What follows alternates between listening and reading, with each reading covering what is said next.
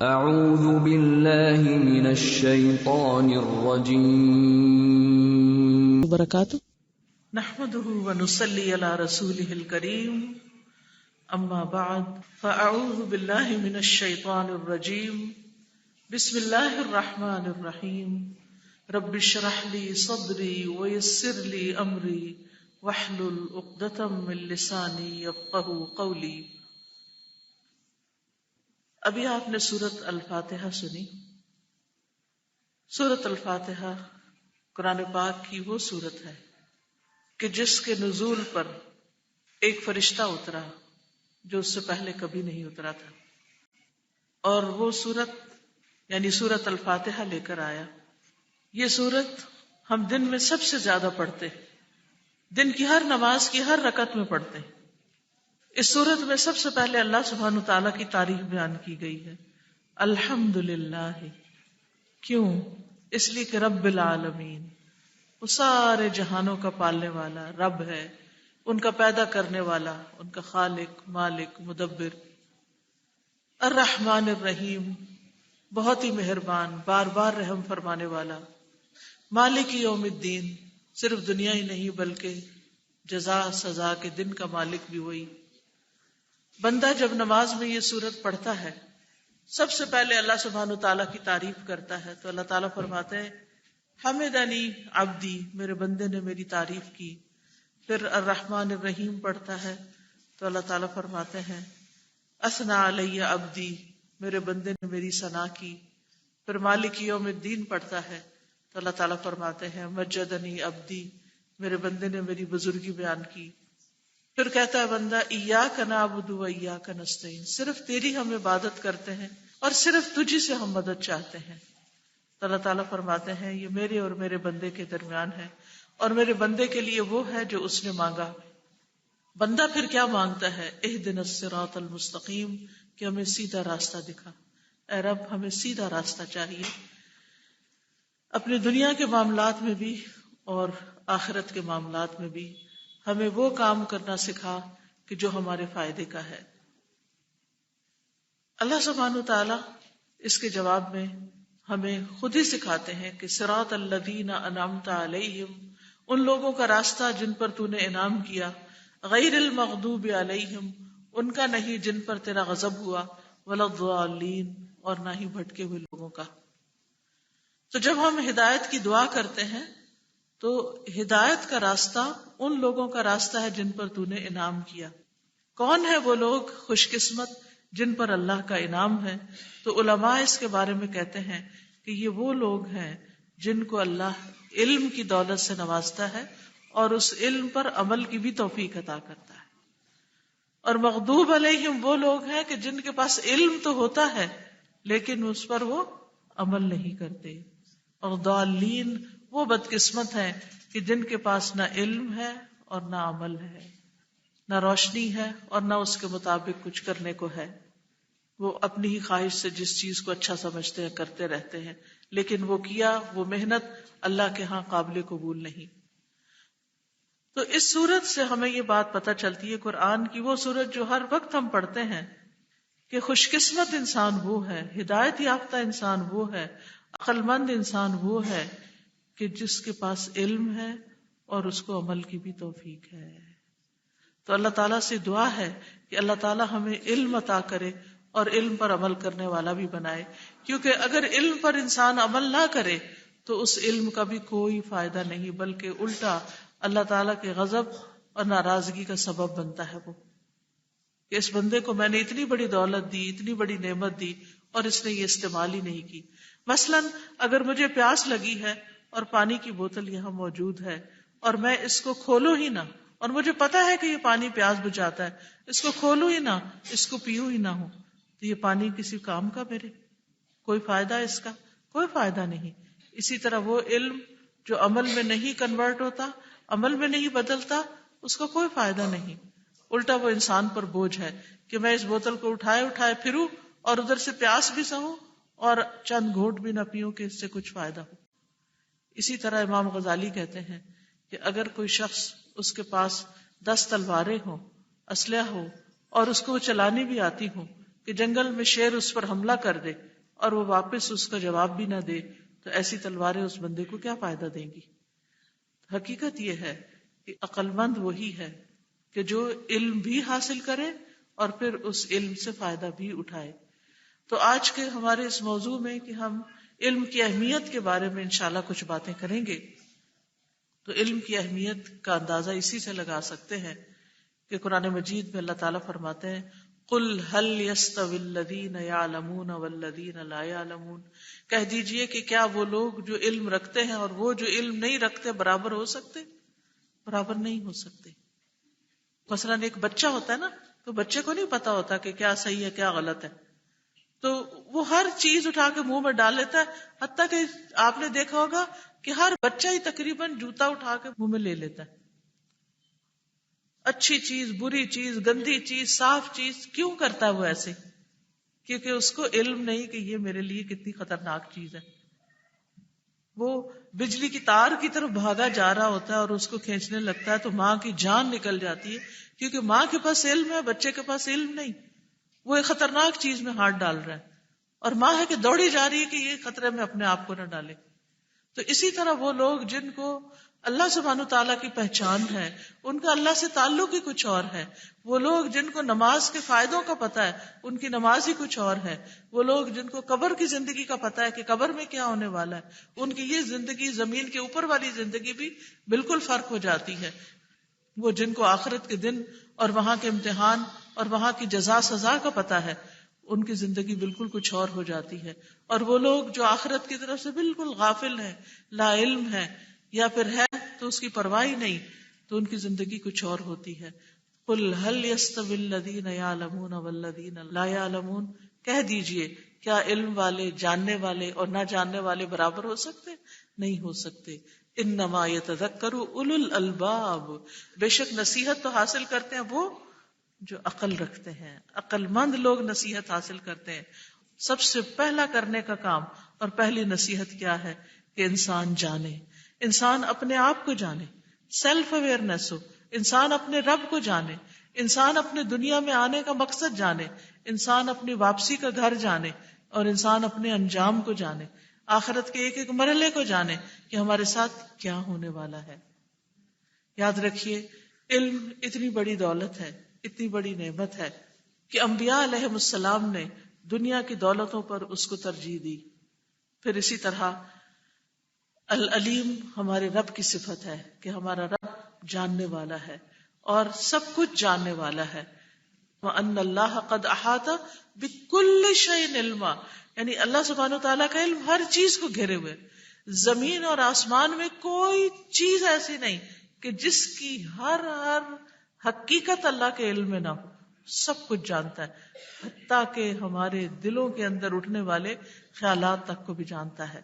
پھر اسی طرح علم کی اہمیت کا اندازہ اس سے بھی ہوتا ہے کہ اللہ تعالیٰ نے جو چیزیں پیدا کی ان میں سب سے پہلے قلم کو پیدا کیا جو لکھنے والی چیز ہے. رسول اللہ صلی اللہ علیہ وسلم نے فرمایا ان اول شیء خلقہ اللہ تعالی القلم، کہ اللہ تعالیٰ نے سب سے پہلے قلم کو پیدا کیا اور اسے مستقبل میں ہونے والی ہر چیز کو لکھنے کا حکم دیا. پھر انسان کی تخلیق کے ساتھ ہی اس کو سب سے پہلے علم عطا کیا گیا.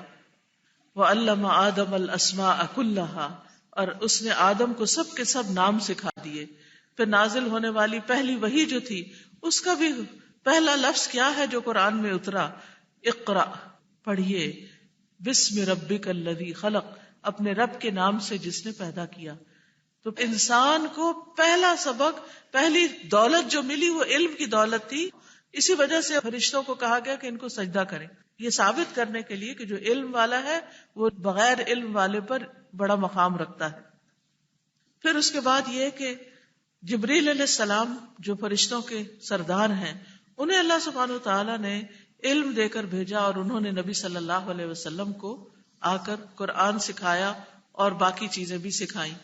کوئی بھی نبی جس کو نبوت عطا کی گئی یا رسالت عطا کی گئی تو علم کے ساتھ ہی عطا کی گئی، ان کی طرف وحی بھیجی گئی.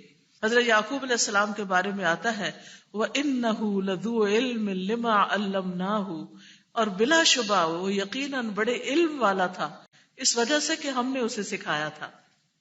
ابراہیم علیہ السلام اپنے والد کو کہتے ہیں یا ابت انی قد جاءنی من العلم ما لم یأتک فاتبعنی اہدک صراطا سویا، اے میرے ابا جان یقیناً میرے پاس ایسا علم آیا ہے جو آپ کے پاس نہیں آیا، آپ میرے پیچھے چلیے۔ حالانکہ وہ بیٹے ہیں، بیٹا باپ کو کہہ رہا ہے کہ آپ میرے پیچھے چلیے، مجھے فالو کیجئے کیونکہ میرے پاس علم ہے۔ تو علم کے اعتبار سے بیٹے کا مرتبہ یہاں باپ سے بھی آگے ہو گیا۔ میں آپ کو سیدھی راہ بتاؤں گا۔ موسیٰ علیہ السلام کو جب یہ پتا چلتا ہے کہ خضر علیہ السلام ان سے زیادہ علم رکھتے ہیں تو وہ کہتے ہیں کہ میں چلتا ہی چلا جاؤں گا حتیٰ کہ میں ان کو جا پاؤں اور ان سے سیکھوں، اور پھر وہ ان تک پہنچتے ہیں، خضر علیہ السلام سے جا کے ملاقات کرتے ہیں، بڑی مشقتوں کا سفر طے کر کے کہتے ہیں لقد لقینا من سفرنا ھذا نصبا، اس سفر سے تو ہم بہت تھک گئے ہیں لیکن ہمت نہیں ہارتے۔ وہ کہتے ہیں کہ جب تک میں ان کو ملوں گا نہیں میں اپنا سفر جاری ہی رکھوں گا۔ پھر اسی طرح خضر علیہ السلام نے موسیٰ علیہ السلام سے کہا اے موسیٰ میرے پاس اللہ کا دیا ہوا ایک علم ہے، اللہ نے مجھے وہ علم سکھایا ہے اور آپ اس کو نہیں جانتے۔ حالانکہ موسیٰ علیہ السلام کون تھے؟ اللہ کے نبی تھے، اور کہنے لگے اسی طرح آپ کے پاس اللہ کا دیا ہوا ایک علم ہے، اللہ نے آپ کو سکھایا ہے، میں اسے نہیں جانتا۔ یعنی خضر علیہ السلام کے پاس بہت علم تھا لیکن وہ موسیٰ علیہ السلام والا علم نہیں جانتے تھے۔ تو اس سے یہ بھی پتہ چلتا ہے کہ مختلف لوگوں کو اللہ سبحانہ وتعالیٰ نے مختلف طرح کے علوم کے ساتھ نوازا ہے۔ پھر اسی طرح نبی صلی اللہ علیہ وسلم پر اللہ سبحانہ وتعالیٰ نے اپنا فضل فرمایا اور اس کا ذکر بھی قرآن مجید کی سورۃ النساء میں کیا۔ وَأَنزَلَ اللَّهُ عَلَيْكَ الْكِتَابَ وَالْحِكْمَةَ وَعَلَّمَكَ مَا لَمْ تَكُنْ تَعْلَمُ وَكَانَ فَضْلُ اللَّهِ عَلَيْكَ عَظِيمًا، اور اللہ نے تجھ پر کتاب اور حکمت نازل فرمائی اور تجھے وہ کچھ سکھایا جو تو نہیں جانتا تھا، اور تجھ پر اللہ کا بہت بڑا فضل ہے۔ یعنی یہ جو علم آپ کو سکھایا اور یہ جو حکمت آپ کو عطا کی یہ اللہ کا بہت بڑا فضل ہے۔ تو اس لیے انسان کو اس کا حریص ہونا چاہیے کہ میں کچھ سیکھ جاؤں۔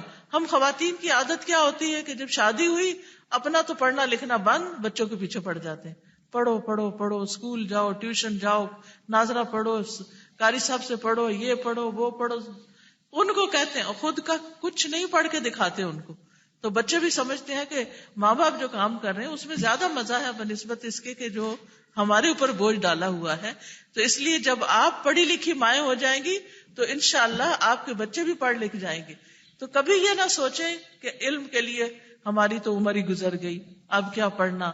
نہیں، ہمارے دین نے ہمیں کیا سکھایا کہ کب سے کب تک پڑھو؟ گود سے قبر تک، یعنی مرتے دم تک علم حاصل کرتے رہنا ہے۔ اور علم کا حاصل کرنا انسان کی عقل کو جلا بخشتا ہے، انسان کو جوان رکھتا ہے، انسان کے اندر سے غم دور کر دیتا ہے، انسان کو روشنی عطا کرتا ہے۔ تو نبی صلی اللہ علیہ وسلم پر اپنا فضل فرمایا کہ ان کو وہ کچھ سکھایا جو وہ نہیں جانتے تھے۔ پھر آپ کو یہ دعا بھی سکھائی گئی، وَقُلْ رَبِّ زِدْنِي عِلْمًا، آپ کہہ دیجئے اے میرے رب میرے علم میں اضافہ کیجئے، اور چاہیے اور چاہیے اور چاہیے۔ ہمیں کس چیز کا شوق ہوتا ہے کہ زیادہ ہو، مال و دولت، دنیا کی رونقیں، زیادہ کپڑے، جو کچھ ہم دوسروں کے پاس دیکھتے ہیں اس کا شوق لگا لیتے ہیں چاہے وہ ہماری ضرورت ہو یا نہ۔ تو ابن عیینہ رحمہ اللہ کہتے ہیں کہ آپ صلی اللہ علیہ وسلم علم کو مسلسل زیادہ ہی حاصل کرتے رہے یہاں تک کہ اللہ تعالیٰ نے آپ کو فوت کر دیا۔ یعنی آپ مسلسل اپنے علم میں اضافہ کرتے رہے۔ یاد رکھیے پڑھنا لکھنا علوم کی چابی ہے، یعنی اس سے علم کھلتے ہیں، اور اسلام علم کا دین ہے، اور اقرا یعنی پڑھو، اور علم عمل سے پہلے ہوتا ہے۔ فَاعْلَمْ أَنَّهُ لَا إِلَٰهَ إِلَّا هُوَ، اگر کوئی کہے کہ میں ایمان لا کر نیک عمل کرتا ہوں اور اس کو پتہ ہی نہ ہو کہ کون کون سے عمل نیک ہیں تو وہ کیا نیک عمل کر سکتا ہے؟ شیطان جو ہے وہ انسان کو علم حاصل نہیں کرنے دیتا اور اس کے راستے میں رکاوٹ ڈالتا ہے۔ علامہ ابن الجوزی کہتے ہیں جان لو کہ ابلیس کا لوگوں پر سب سے پہلا دھوکہ یہ ہے کہ وہ ان کو علم سے روکتا ہے، علم کو مشکل بنا کے پیش کرتا ہے، کیونکہ علم نور ہے۔ پھر جب وہ ان کے علم کے چراغوں کو بجھا دیتا ہے تو ان کو اندھیروں میں جیسے چاہے ٹھوکریں لگواتا ہے، پھر وہ غلط کام کرتے رہتے ہیں اور اپنی زندگی گنواتے رہتے ہیں۔ یہ شیطان کا بہت بڑا وار ہوتا ہے کہ وہ ہمیں سیکھنے نہیں دیتا۔ ابن حبیرہ کہتے ہیں کہ شیطان کی چالوں میں سے یہ ہے کہ وہ اللہ کے بندوں کو قرآن کے غور و فکر سے، تدبر سے نفرت دلاتا ہے. یعنی وہ کہتے ہیں یہ بڑا مشکل کام ہے، کیونکہ وہ جانتا ہے کہ غور و فکر کی صورت میں اس کو ہدایت حاصل ہو جائے گی، تو وہ اس کو ہدایت حاصل ہی نہیں کرنے دینا چاہتا. تو شیخ صالح کہتے ہیں سب سے بڑی چیز جس کے ساتھ آپ اللہ عز و جل کے دشمنوں اور شیطان کے خلاف جہاد کر سکتے ہیں وہ علم کی نشر و اشاعت ہے. تو جتنا ہو سکے ہر جگہ علم کو پھیلائیے، ہر جگہ لوگوں تک روشنی پہنچائیے، کیونکہ اسی سے ہم شیطان کو ہرا سکتے ہیں. کیونکہ ہمیں اس کی چالوں کا پتہ چل جائے گا، ہمیں اس کے دھوکے کا پتہ چل جائے گا، اور ہمیں یہ پتہ چل جائے گا کہ ہمارا رب کس بات پہ راضی ہوتا ہے، اور اس کام کے کرنے کا ہمیں شوق لگ جائے گا. تو یاد رکھیے کہ ہم سب کے لیے علم اتنا ہی ضروری ہے جتنا زندہ رہنے کے لیے سانس لینا.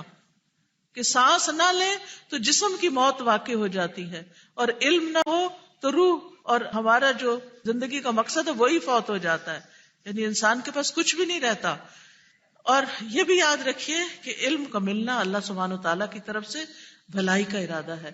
حدیث میں آتا ہے من یرد اللہ بہ خیرا یفقہہ فی الدین، اللہ تعالیٰ جس کے ساتھ بھلائی کا ارادہ کرتا ہے اس کو دین کی سمجھ عطا کر دیتا ہے. یعنی اس کے دل میں دین کی محبت پیدا ہو جاتی، علم کی محبت پیدا، دین کی باتیں سمجھ میں آنے لگتی ہیں اس کو. رسول اللہ صلی اللہ علیہ وسلم ہمیشہ خود بھی علم حاصل کرتے رہے اور صحابہ کو بھی سکھاتے رہے. اور جب دنیا سے رخصت ہوئے تو صحابی کہتے ہیں کہ ہمیں اتنا بھی پتا تھا کہ یہ جو چڑیا اڑ کے جا رہی ہے اس کا کیا مقصد ہے. یعنی ہر چیز کے بارے میں آپ نے ہمیں سکھایا. اور یاد رکھیے جو جتنا زیادہ علم حاصل کرے گا، جتنا زیادہ غور و فکر کرے گا، اس کے ساتھ اللہ کا اتنا ہی زیادہ بھلائی کا ارادہ ہوگا، اس کو اللہ کی طرف سے اتنا ہی فضل اور خیر نصیب ہو گئی. تو اگر نیت سچی ہو اور اپنا ارادہ کر لے، عزم باندھ لے کہ اتنا نہیں کافی جتنا میرے پاس اب ہے، اور یہ میرے لیے بھی اور آپ کے لیے، ہم سب کے لیے، مجھے اس سے آگے جانا ہے، مجھے اس سے آگے بڑھنا ہے، تو آپ دیکھیں گے کہ انشاءاللہ اللہ تعالیٰ آپ کی مدد ضرور کرے گا. کیونکہ انما الاعمال بالنیات، اعمال کا دار و مدار نیتوں پر ہوتا ہے. اگر ہماری نیت ہوگی تو اللہ تعالیٰ ہمارے لیے آسانی بھی پیدا کر دے گا. نبی صلی اللہ علیہ وسلم نے حضرت ابن عباس کو دعا دی تھی اللہم فقہہ فی الدین، اللہ ان کو دین کی سمجھ دے. تو ان کو اللہ نے قرآن کا فہم عطا کیا تھا. ابن عباس جو تھے وہ مفسر قرآن تھے. تو قرآن کا علم جو ہے یہ بہت بڑی فقہ ہے، اور علم سیکھنا ہر مسلمان پر فرض ہے، خاص طور پر لا الہ الا اللہ کا مطلب جاننا. فَاعْلَمْ أَنَّهُ لَا إِلَهَ إِلَّا اللَّهُ. آپ دیکھیں کہ ہم میں سے بہت سے لوگوں کو کلمہ بھی صحیح پڑھنا نہیں آتا، اور اس کا مطلب کیا ہے، اس کا مقصد کیا ہے، اس کے تقاضے کیا ہے، وہ تو پتہ ہی نہیں ہوتا. اور یہ بھی ہمیں یاد ہونا چاہیے کہ علم حاصل کرنا ایک فریضہ بھی ہے. طلب العلم فریضۃ علی کل مسلم. یہ صرف ایسا نہیں کہ چوائس کی بات ہے، ہمارا دل چاہے تو ہم پڑھ لکھ لیں، نہیں دل چاہتا تو نہیں. مسلمان ہونا اور علم والا ہونا لازم و ملزوم ہے. یعنی کوئی مسلمان جاہل نہیں ہو سکتا، ہر مسلمان کے لیے علم حاصل کرنا فرض ہے. لیکن علم واجب جو ہے یعنی دین کا علم ہے، اور اس کی 2 قسمیں ہیں. اس میں کچھ چیزیں تو ایسی ہیں کہ جو ہمیں لازماً سیکھنی چاہیے. جیسے نمبر 1 توحید کے بارے میں علم کہ اللہ ایک ہے. پھر اس کے بعد توحید کے علاوہ شرک کے بارے میں علم کہ کیا کیا چیزیں شرک میں شامل ہوتی ہیں. پھر اسی طرح نماز کے بارے میں علم، وضو کے بارے میں، روزہ، حج اگر فرض ہے تو اس کا علم، زکوٰۃ کے بارے میں علم. مال ہے اگر تو لازمی پتہ ہونا چاہیے کہ زکوٰۃ کتنی ہے. اگر زمینیں دی ہیں اللہ نے تو عشر کتنا ہے، کتنی زمین پر کس کی کتنی اس کی پیداوار پر کیا اللہ کی راہ میں دینا ضروری ہے. اگر ان چیزوں کا انسان علم حاصل نہ کرے اور اگر وہ مال چھوڑ کے جا رہا ہے تو وارثوں کے حصے کتنے بنتے ہیں یہ بھی پتا ہونا چاہیے. تو اگر یہ علم حاصل نہ کرے انسان تو انسان گناہگار ہوتا ہے.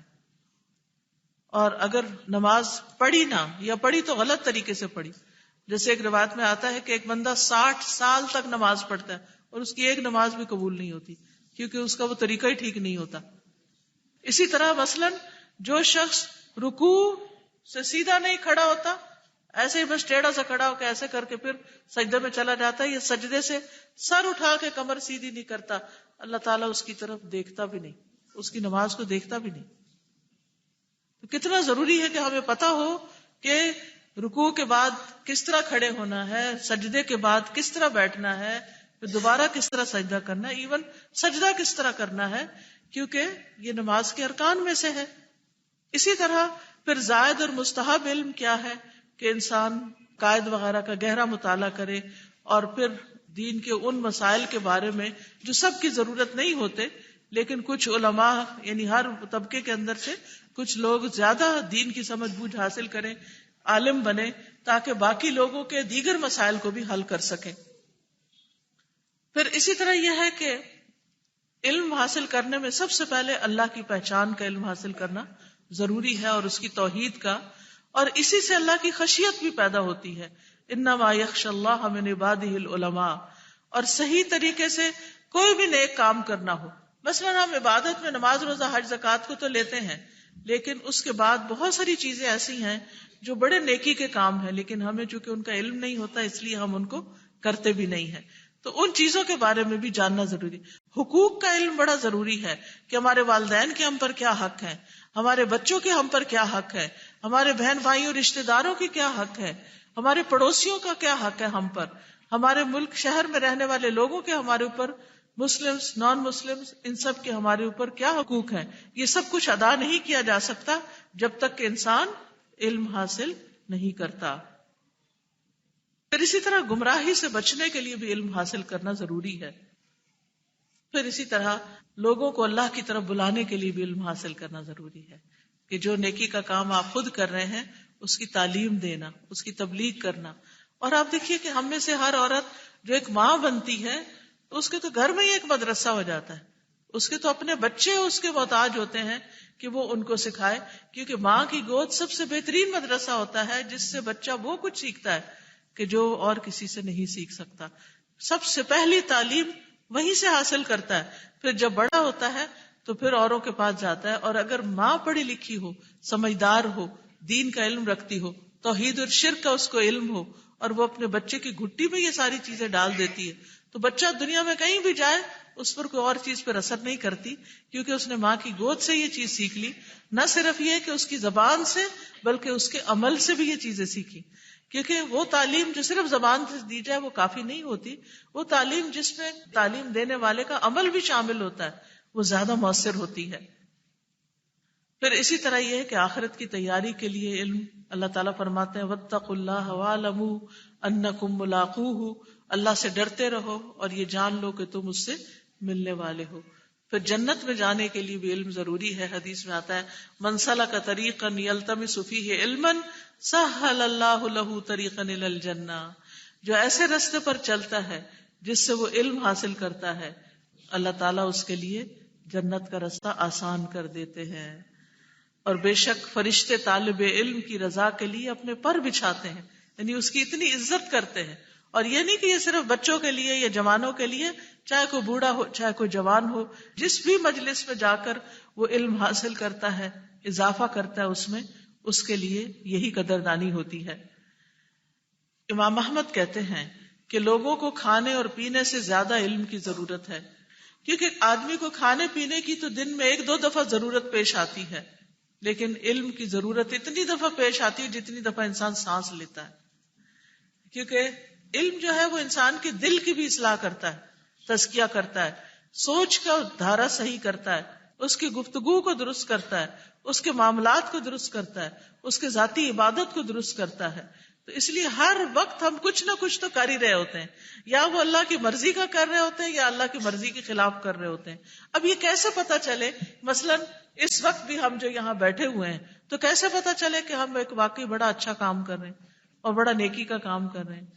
تو اس کے بارے میں بھی حدیث میں آتا ہے وَمَجْتَمَعَ قَوْمٌ فِي بَيْتٍ مِّن بُيُوتِ اللَّهِ يَتْلُونَ كِتَابَ اللَّهِ وَيَتَدَارَسُونَهُ بَيْنَهُمْ، کہ جب بھی اللہ کے گھروں میں سے کسی گھر میں لوگ جمع ہوتے ہیں، بات تو مسجد کی گئی لیکن یہ کہ لوگوں کے جمع ہونے کی بات بھی ہے، اور وہ آپس میں کیا کرتے ہیں؟ یتلون کتاب اللہ، اللہ کی کتاب پڑھتے ہیں، وَيَتَدَارَسُونَهُ بَيْنَهُمْ، آپس میں سیکھتے سکھاتے ہیں.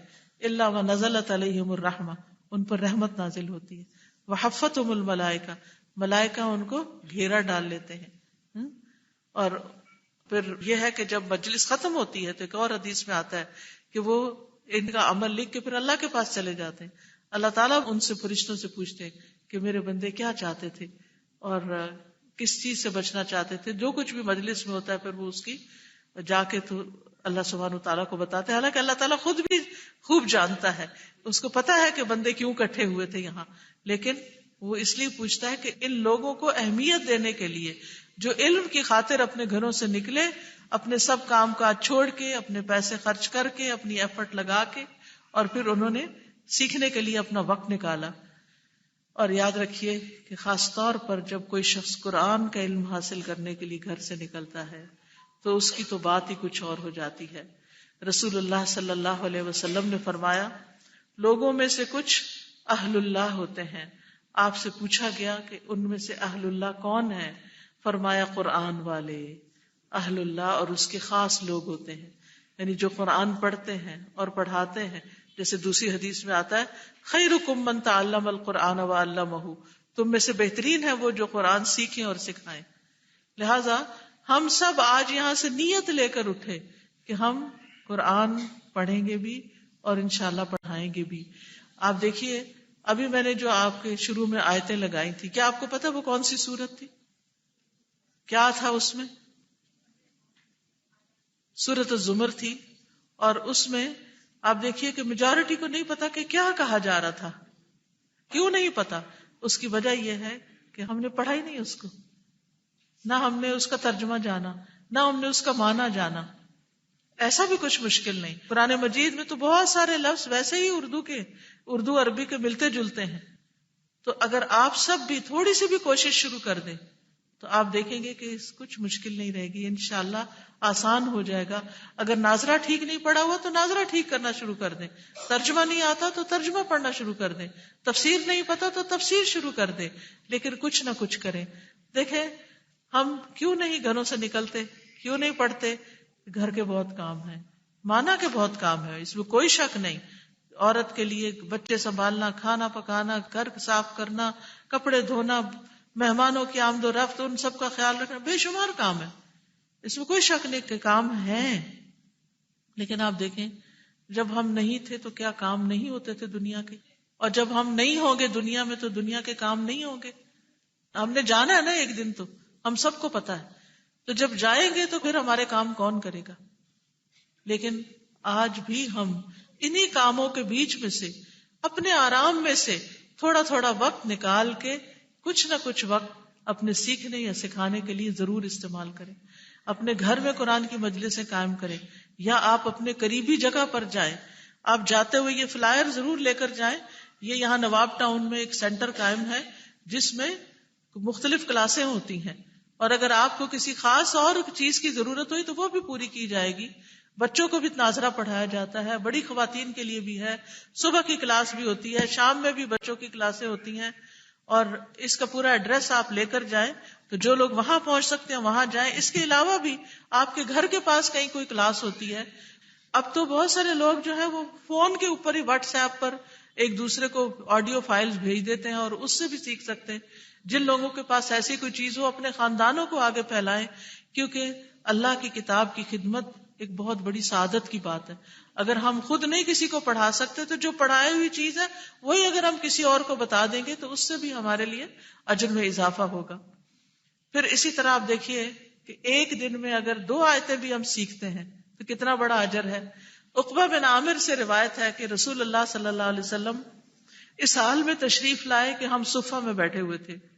آپ نے فرمایا, کیا تم میں سے کوئی یہ پسند کرتا ہے کہ وہ روزانہ صبح بطحان یا عقیق کی طرف جائے؟ یہ مدینہ کی 2 منڈیاں تھیں, اور وہاں سے بغیر کسی گناہ اور قطع رحمی کے 2 بڑے بڑے کوہان والی اونٹنیاں لے آئے, یعنی کسی کا مال چھین کے نہیں, ویسے ہی فری میں لے آئے. ہم نے عرض کیا اللہ کے رسول یہ تو ہم سب پسند کرتے ہیں کہ روز ہمیں 2 اونٹ مل جائے, سمجھے 2 گاڑیاں مل جائیں کسی کو. تو آپ نے فرمایا, کیا تم میں سے کوئی صبح مسجد کی طرف نہیں جاتا کہ وہ اللہ کی کتاب کی 2 آیتیں خود سیکھے یا سکھائے؟ 2 آیتیں خود سیکھے یا سکھائے, یہ اس کے لیے 2 اونٹنیوں سے زیادہ بہتر ہیں, اور 3 سے بہتر ہیں, 4 سے بہتر ہیں. اسی طرح ان آیتوں کی تعداد اونٹنیوں کی تعداد سے بہتر ہے. کتنا بڑا اجر ہے. اگر ہمیں دنیا میں کوئی اس کو مٹیریل میں کنورٹ کر کے دے تو ہمیں سے کوئی بندہ ہی پیچھے نہ رہے، لیکن اگر اللہ کے رسول صلی اللہ علیہ وسلم کی بات پر ہمارا یقین ہو، ہم اس کو سچا مانیں، تو پھر ہو نہیں سکتا کہ ہم اپنا دن کا کچھ حصہ کسی بھی ایسی جگہ پر جا کر 1 آیت 2 آیتیں 3 آیتیں اور آہستہ کرتے کرتے زیادہ بھی ہم سیکھنا شروع کر دیں تو کتنا بڑا اجر و ثواب انسان سمیٹ سکتا ہے۔ بچوں کو بھی آپ یہ بات سکھائیں کہ تمہارے لیے اتنا کچھ جمع ہو جائے گا جب تم اللہ کے پاس جاؤ گے، اور وہ ہمیشہ کی زندگی ہوگی تو وہاں کیا کچھ نعمتیں ہوں گی پھر۔ لیکن اگر آج ہم کچھ نہیں کریں گے تو جنت تو ایک چٹیل میدان ہے، اس پہ جو سبزہ ہے، جو نعمتیں ہیں، جو باغ اور محلات ہیں، وہ تو انسان کے اعمال سے ہی بنے گی۔ امام شافعی کہتے ہیں کہ فرائض کے ادا کرنے کے بعد سب سے افضل کام علم حاصل کرنا ہے۔ ابن تیمیہ کہتے ہیں ایمان اور علم کی نعمت کے سوا دنیا کی کوئی اور نعمت آخرت کی نعمت کے مشابہ نہیں، یعنی علم حاصل کرنے میں جو لذت ہے، یہ لذت دنیا میں بھی اور آخرت میں ایک جیسی ہے، یعنی جنت کی لذت ہے اور یہ لذت ملتی جلتی ہیں، لیکن اور باقی کھانے کی اور پہننے کی اور ان میں سے کوئی چیز وہاں تو بہت ہی اعلیٰ درجے کی ہوگی۔ ہاں یہ نعمت جو ہے کہ علم حاصل کر کے انسان کو جو خوشی ہوتی ہے اور ایمان سے جو دل میں سکینت آتی ہے، یہ وہ لذت ہے، یہ وہ مزہ ہے جو اہل جنت کو جنت میں بھی آئے گا، کیونکہ جنت میں بھی سب سے زیادہ خوش کرنے والی چیز اللہ رب العزت کا دیدار ہوگا۔ پھر نبی صلی اللہ علیہ وسلم نے ایسے لوگوں کو خوش آمدید کرنے کے لیے کہا کہ جو علم سیکھنے کے لیے آئے ان کو ویلکم کرو۔ پھر اسی طرح یہ ہے کہ ساری مخلوق اس کے لیے استغفار کرتی ہے جو علم والے ہیں۔ حدیث میں آتا ہے صاحب العلم، اس میں سیکھنے والا سکھانے والا دونوں شامل ہیں۔ صاحب العلم یستغفر لہ کل شیء، صاحب علم جو ہوتا ہے، جس کا علم سے شغف ہوتا ہے، اس کے لیے ہر چیز بخشش کی دعا کرتی ہے، اور یہ دعا ہمیں زندگی میں بھی چاہیے اور موت کے وقت بھی چاہیے کہ اللہ تعالیٰ ہمیں بخش دے۔ حتیٰ کہ سمندر کی مچھلیاں بھی اس بندے کے لیے دعائیں کرتی ہیں۔ کتنی بڑی بات ہے، آپ کسی کو پیسے دے کے بھی بٹھا دینا کہ میرے لیے دعا کرو یا تو میرے لیے کچھ پڑھ کے مجھے دو، تو وہ اخلاص نہیں ہو سکتا جو آپ اپنے لیے خود کر سکتے ہیں۔ اسی طرح ایک اور حدیث میں آتا ہے جو شخص صبح کے وقت اس لیے مسجد کی طرف نکلا، اصل میں یہ مسجد کا لفظ بار بار آ رہا ہے کیونکہ پہلے زمانے میں علم کی مجلسیں مسجد میں ہی ہوتی تھی، گھر تو چھوٹے چھوٹے تھے تو لوگ مسجد میں جمع ہوتے تھے۔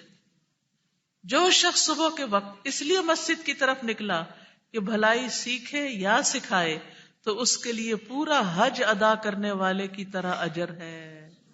ایسے ہی ہے جیسے آپ حج کر کے آئے ہیں۔ ہاں؟ کتنے لوگوں کو شوق ہوتا ہے کہ حج کرے کیونکہ حج کا اجر و ثواب بہت ہے، تو جو شخص علم سیکھنے کے لیے یا سکھانے کے لیے، دونوں میں سے چاہے سیکھے یا سکھائے، تو اس کے لیے اتنا بڑا اجر ہے۔ پھر انبیاء کے وارث ہیں ایسے لوگ، انبیاء اپنے پیچھے مال و دولت نہیں چھوڑتے، وہ علم کی میراث ہے۔ جو علم حاصل کرتا ہے وہ انبیاء کی میراث کا ایک بڑا حصہ پا لیتا ہے۔ علم حاصل کرنے کے بہت سے اور بھی فائدے ہیں۔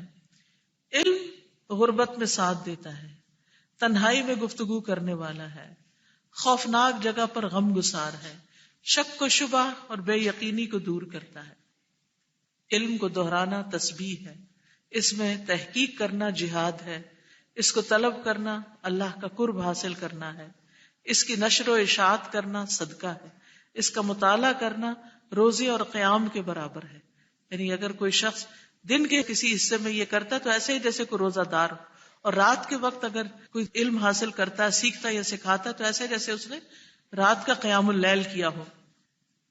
علم کی ضرورت کھانے اور پینے کی ضرورت سے بڑھ کر ہے۔ علم حاصل کرنا عظیم عبادات میں سے اور اللہ کا تقرب حاصل کرنے والے افضل اعمال میں سے ہے۔ اللہ سبحانہ وتعالیٰ نے اپنے نبی کو کسی اور چیز کو زیادہ حاصل کرنے کا حکم نہیں دیا سوائے علم کے۔ ربی زدنی علما، اور علم سے زندگی ملتی ہے۔ امام ابن قیم کہتے ہیں اللہ سبحانہ وتعالیٰ نے دلوں کے لیے علم کو ایسے بنایا جیسے زمین کے لیے بارش، جیسے حدیث میں بھی آتا ہے جس طرح زمین کی زندگی بارش کے بغیر نہیں ہوتی، اسی طرح دل کی زندگی بھی علم کے بغیر نہیں۔ اور پھر گھروں میں برکت پیدا ہوتی ہے۔ ابو ہریرہ کہتے ہیں قرآن پڑھنے کی وجہ سے گھر اپنے رہنے والوں کے لیے کشادہ ہو جاتے ہیں، اس میں فرشتے حاضر ہوتے ہیں، شیطان اس گھر کو چھوڑ دیتے ہیں، اس کی خیر و برکت بڑھ جاتی ہے. اور قرآن نہ پڑھنے کی وجہ سے گھر اپنے رہنے والوں کے لیے تنگ ہو جاتے ہیں، فرشتے اس کو چھوڑ دیتے ہیں، شیطان اس میں بسیرا کر لیتے ہیں اور اس گھر کی خیر و برکت کم ہو جاتی ہے، تو خیر و بھلائی کے کام وہاں نہیں ہوتے. پھر اسی طرح فقر اور محتاجی دور ہوتی ہے.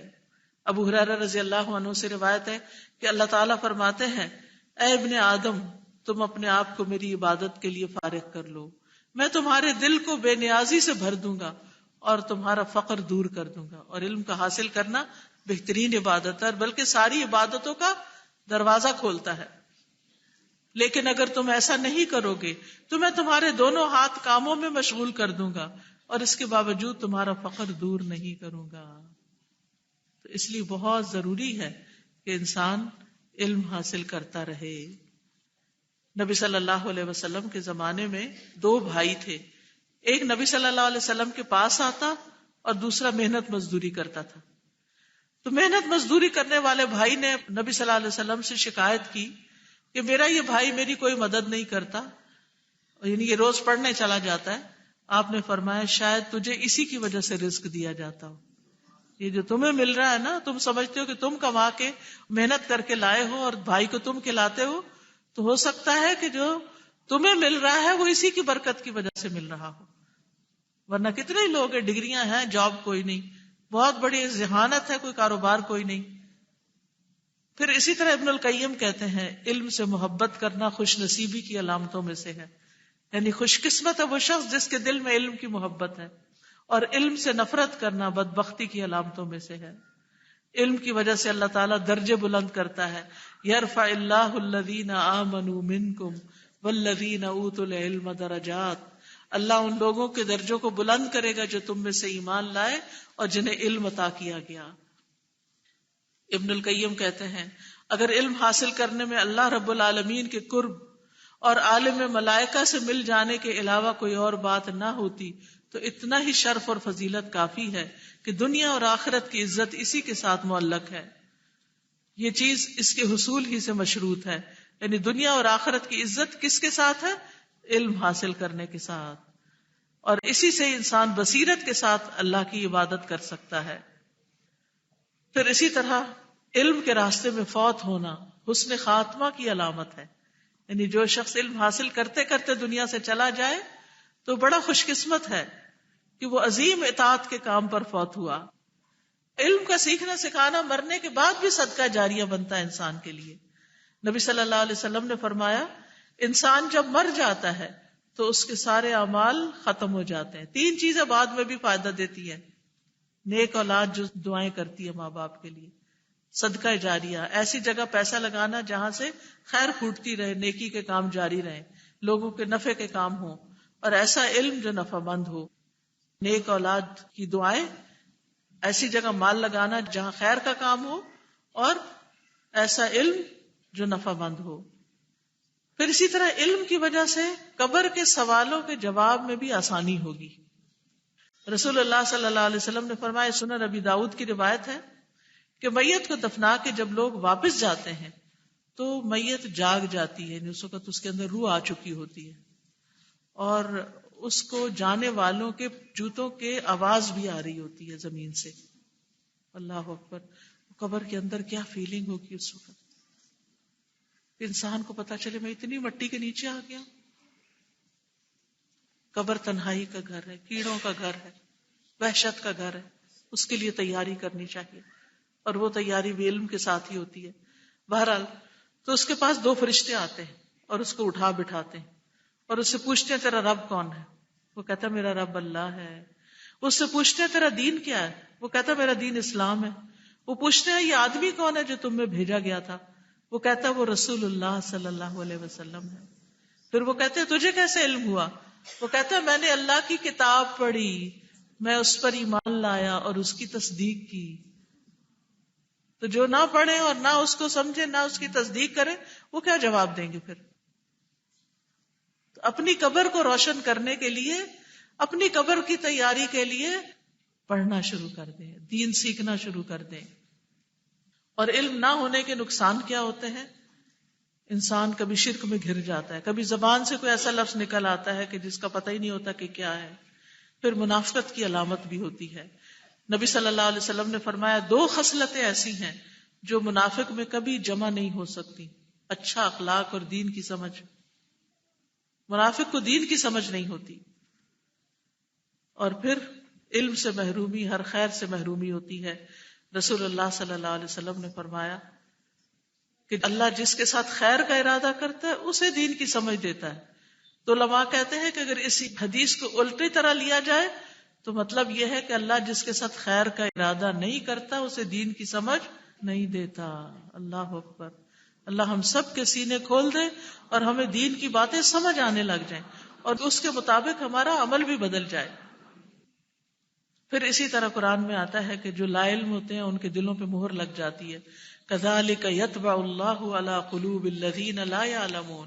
اسی طرح اللہ ان لوگوں کے دلوں پر مہر لگا دیتا ہے جو علم نہیں رکھتے. پھر علم سے دوری غفلت کا باعث بنتی ہے. انسان غافل ہوتا ہے، نماز کو دل نہیں چاہتا، فارغ بیٹھا رہتا ہے، اللہ کا ذکر نہیں کرتا. حالانکہ ایک دفعہ سبحان اللہ کہنے سے جنت میں ایک درخت اگ جاتا ہے.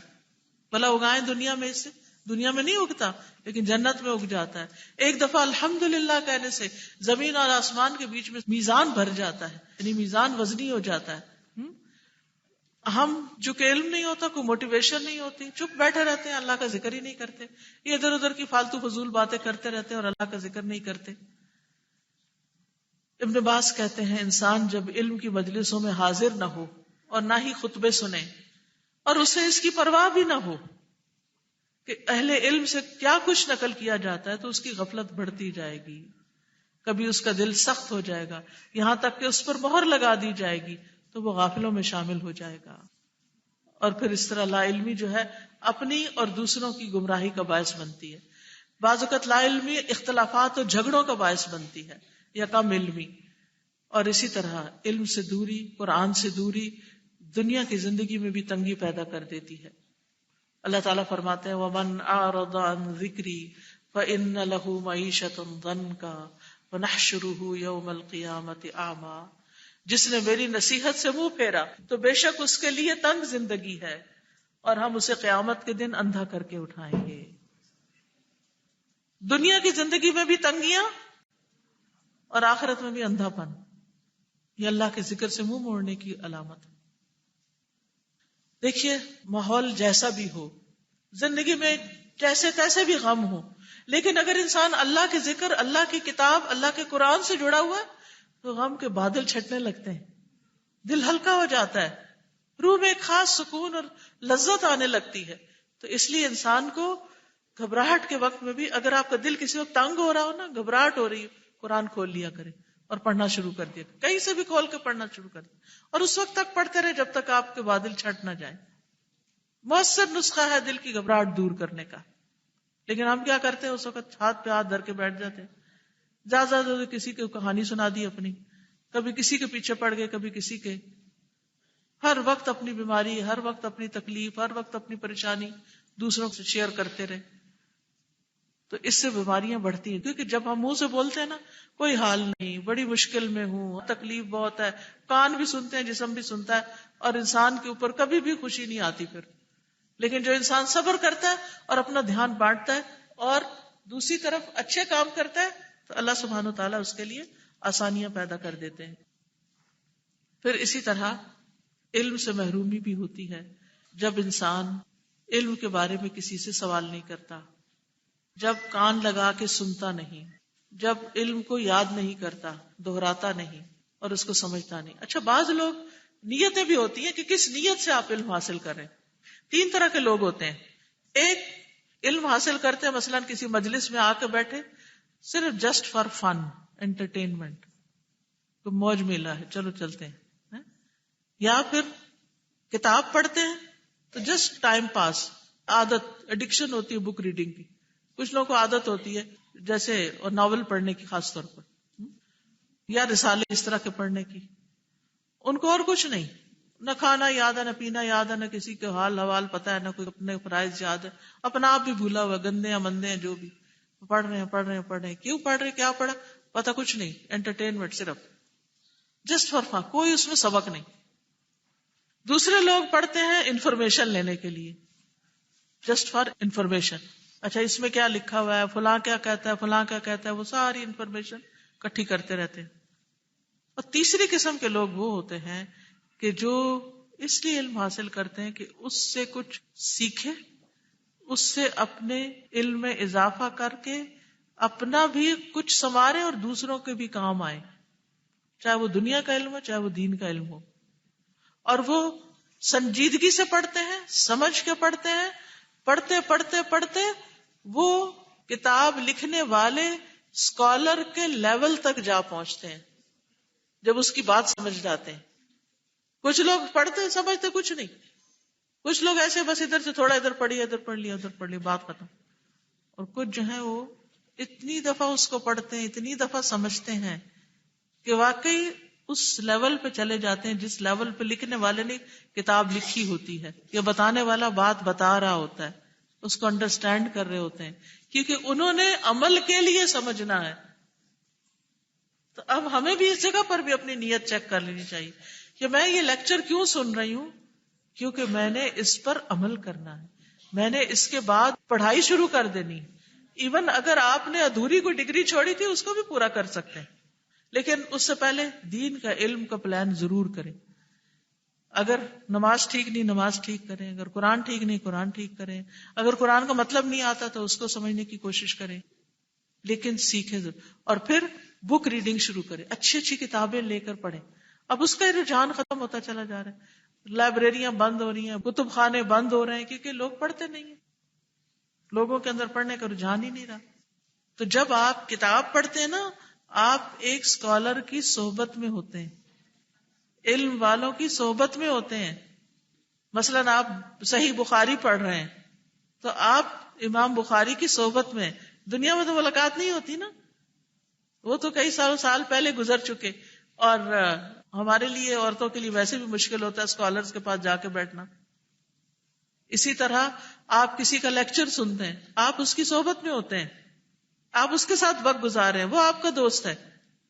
تو آپ دیکھیں کہ کچھ عرصے کے بعد اس کا رنگ آپ پہ چڑھنے لگے گا، آپ کی باتوں میں وہ باتیں آنے لگیں گی، آپ کے عمل میں وہ چیزیں آنے لگیں گی. تو اس لیے سیکھتے رہیے سیکھتے رہیے سیکھتے رہیے. اور سیکھنے کے لیے نیت رکھیے کہ میں نے اپنے اندر بہتری لانی ہے، اپنے ماحول کے اندر بہتری لانی ہے، اللہ کی رضا حاصل کرنی ہے، یعنی اپنی نیت کو درست کرنی. اس لیے نہیں علم حاصل کرنا کہ لوگوں کے سامنے فخر کر سکوں کہ میرے پاس اتنی ڈگریاں، میں نے یہ کورس بھی کیا، وہ کورس بھی کیا، وہ بھی کیا، یا کسی سے بحث کر سکوں، کسی کو میں جواب دے سکوں، یا میں اپنے آپ کو اسکالر کہہ سکوں. اس لیے علم حاصل نہیں کرنا. علم حاصل کرنا ہے اپنی امپروومنٹ کے لیے، اپنے عمل میں بہتری کے لیے، اور لوگوں کو فائدہ پہنچانے کے لیے. اور اس کے لیے دعائیں بھی کرنی چاہیے. رب زدنی علما، اللہم انی اسألک علما نافعا، اللہم انفعنی بما علمتنی وعلمنی ما ینفعنی وزدنی علما. اللہم انی اعوذ بک من علم لا ینفع ومن قلب لا یخشع ومن نفس لا تشبع ومن دعوت لا یستجاب لها. سب سے چھوٹی دعا ہے ربی زدنی علم. 3 لفظ ہیں، آپ اس دعا کو ہر روز پڑھیں.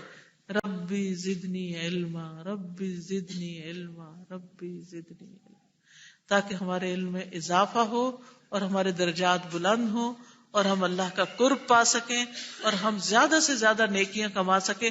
کیونکہ بہنوں یہ زندگی صرف ایک دفعہ ملی. آج آنکھ بند ہوتی ہے نا تو کل 2-4 دن کے بعد سب بھول جائیں گے ہمیں. کتنے ہی قبرستانوں میں پڑے ہوئے لوگ ہیں، کون ان کو یاد کرتا ہے؟ کر بھی لے تو انہیں کیا فائدہ یاد کرنے سے؟ حاصل تو کچھ نہیں نا. اس دنیا سے کیا لے کے جانا ہے؟ عمل کی پونجی ساتھ جائے گی، قبر میں عمل اترے گا، مال و دولت بھی پیچھے رہ جائے گا اور بچے بھی پیچھے رہ جائیں گے جن کے پیچھے ہم ہر چیز گنوانے کو تیار ہیں. وہ تو پیچھے، اور جو چیز وہاں چاہیے وہ ہے نہیں. نہیں، ایسا نہیں اپنے آپ کو نقصان دینا، سیکھنا ہے انشاءاللہ تعالی. اب تھوڑی دیر کے لیے آپ کے سوال لوں گی اور اس کے بعد انشاءاللہ تعالی پھر دعا کر کے ختم کریں گے. تو آپ بتائیے کوئی چیز آپ پوچھنا چاہتے ہیں مجھ سے؟ اچھا کچھ کہنا چاہتے ہیں وہی کہہ دیجیے. جی آپ فرمائیے. اوکے. ان کا سوال یہ ہے، یہ کہتی ہیں کہ جو اپنے عزیز قریب پیارے ہوتے ہیں ان کو اگر ہم کہتے ہیں آدھے گھنٹے کا لیکچر سن لو تو وہ نہیں سنتے، تو چھوٹی سی کوئی چیز ہو تو اس کو سنا دیا جائے. آپ دیکھیے کہ میری ویب سائٹ پر 2 منٹ کا لیکچر موجود ہے، بے شمار، صرف 2 منٹ. آپ وہاں سے اٹھائیں اور فون پہ پوسٹ کریں اور ان کو سنوانا شروع کر دیں. جی دیکھ سکتے ہیں، ان کو چہرے کو نہ گھورتے رہیں، تو جو اچھی بات ہے بس وہ سن لیں. جی فرمائیے. ڈپینڈ کرتا ہے، اگر کوئی صحیح قرآن و سنت کا علم رکھتا ہے اور اللہ نے اس کو فراست دی ہے تو وہ خواب کا سینس کر سکتا ہے. لیکن خواب کے بارے میں ایک بات یاد رکھیے، اچھا خواب بھی ہر ایک کو نہیں بتاتے، کیونکہ یوسف علیہ السلام کو ان کے والد نے کیا کہا تھا کہ تم بھائیوں کو نہیں بتانا ورنہ یہ جیلس ہو جائیں گے، تمہیں نقصان دیں گے. اسی طرح خواب جو ہے وہ بندے پہ نافذ نہیں ہوتا جب تک کہ اس کی کوئی تعبیر نہ کر دے. جب کوئی تعبیر کر دیتا ہے، جیسی کر دے وہ پھر ویسا ہی ہو بھی جاتا ہے. تو برا خواب وہ بھی نہیں کسی کو بتانا چاہیے. ٹھیک ہے، بس اللہ سبحانہ وتعالیٰ سے دعا کرنی چاہیے کہ یا رب تو مجھے اس میں جو میرے لیے ہدایت ہے، میرے لیے جو رہنمائی ہے وہ مجھے عطا کر دے، لیکن کسی سے بیان نہ کریں. جی آپ. اولاد کی تربیت کے لیے 2 چیزیں بڑی ضروری ہیں. ایک تو یہ ہے کہ اولاد کو اپنا اچھا نمونہ بن کے دکھائیں. یعنی اچھا نمونہ بننے کا مطلب یہ ہے کہ ان کے سامنے میاں بیوی آپس میں نہ لڑیں، آوازیں اونچی نہ کریں. اگر کوئی اختلاف بھی ہے نا تو بچوں سے الگ ہو کے بیٹھ کے بات کریں. رزق حلال کمائیں، حلال کا نوالا ان کو کھلائیں، اور ان کو توجہ دیں، ٹائم دیں. ان کو سکھانے کے لیے خود سیکھیں، اپنا علم بڑھائیں تاکہ وہ آپ کی زبان سے اچھی باتیں سیکھیں. اچھے دوست دیں، اچھی کمپنی، اور قرآن سکھائیں، قرآن کا فہم دیں. اگر آپ نے بچوں کو قرآن سکھا دیا وہ سب کچھ سیکھ جائیں گے. آپ ان کو قرآن دیں، وہ آپ کی عزت بھی کریں گے، آپ کی بات بھی مانیں گے اور اپنی زندگی بھی کامیابی سے گزاریں گے. صبح شام کی دعائیں وہ ذکر ہوگا، پروٹیکشن ہوتی ہے جب ٹائم کے اندر پڑھا جائے ان کو، غروب ہونے سے پہلے. جی آپ پوچھیں. اس کے لیے اوقات کی تقسیم کریں. جیسے صبح کا ٹائم اگر دنیاوی علوم کے لیے تو شام کا وقت جو ہے وہ دینی علم کے لیے، اور ارلی شروع کریں بچوں کو دینی علم دینا. دوسری بات یہ کہ اگر پھر بھی کوئی مسئلہ ہے، پوری طرح نہیں ہو رہا، تو چھٹیوں کا جو ٹائم ہے، سمر ویکیشن ہوتی ہے، ونٹر ویکیشن ہے، اور اس وقت کو استعمال کریں. پھر یہ بھی آپ کر سکتے کہ بچے ایک سرٹن لیول تک جیسے پڑھ لیں. مثلا الہدا میں ہم نے 12 گریڈ کے بعد 1 سال کا کورس رکھا ہوا بچیوں کے لیے، جس میں پورے قرآن کا ترجمہ تفسیر ہوتا ہے. اس طرح کا کوئی ادارہ دیکھیں کہ جس میں وہ 1 سال میں پورا قرآن سمجھ جائیں. لیکن کچھ نہ کچھ وقت نکالنا ضروری ہے، کیونکہ دنیاوی علم ہماری دنیا کو فائدہ دیتا ہے اور دینی علم ہماری آخرت کو. دنیا چند دن کی ہے لیکن آخرت ہمیشہ کی ہے، تو اس کو اگنور نہ کریں. ٹائم مینجمنٹ کریں، دن کا کچھ وقت نکالیں، ہفتے کا ایک دن کوئی نکالیں، مہینے میں سے کچھ ٹائم نکالیں، سال کوئی نکالیں، اپنی اپنی سہولت کے مطابق دیکھتے رہیں. جی نیکسٹ.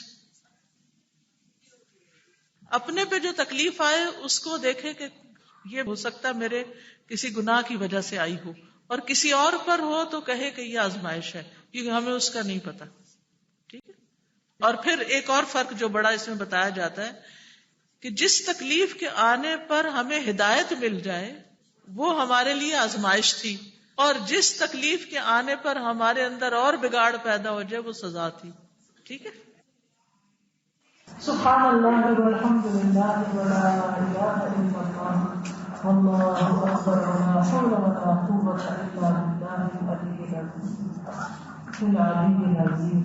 اللهم صل على محمد وعلى آل محمد كما صليت على إبراهيم وعلى آل إبراهيم إنك حميد مجيد.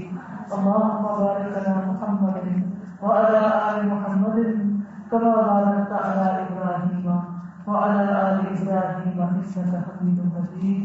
ربنا آتنا في الدنيا حسنة وفي الآخرة حسنة وقنا عذاب النار.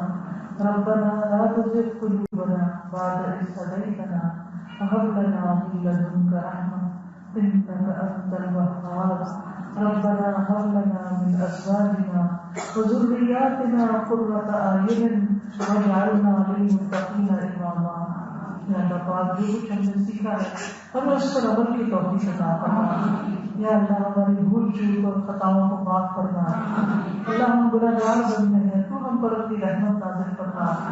ہمیں علم کی محبت عطا فرما اور ہمیں ہر روز نئی بات سیکھنے کی توفیق عطا فرما. یا اللہ پاک تو ہمارے بچوں کو ہماری آنکھوں کی ٹھنڈک بنا. اللہ ہمارے گھروں میں سکون پیدا کر. ہمارے شوہروں کو ہمارے دین کے معاملے میں ہمارا ساتھی بنا. یا اللہ تو ہمیں اولاد کی آزمائش سے محفوظ رکھنا.